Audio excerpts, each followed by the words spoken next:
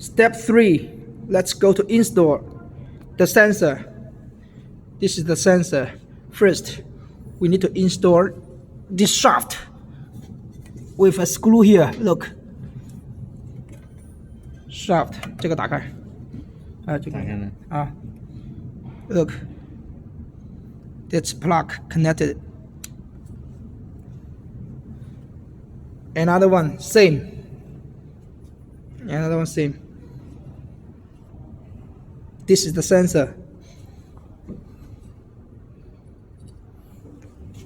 你装那个，这个等。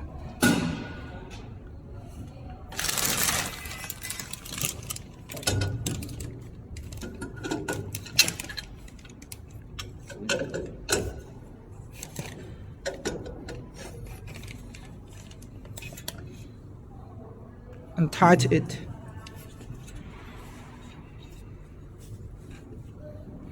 Look, the height adjustable. The height adjustable. If you want more product here, you need to raise up this hopper.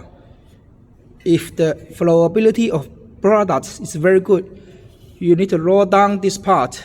But make sure both sensors can pass through this transparent rubber. Don't cover it.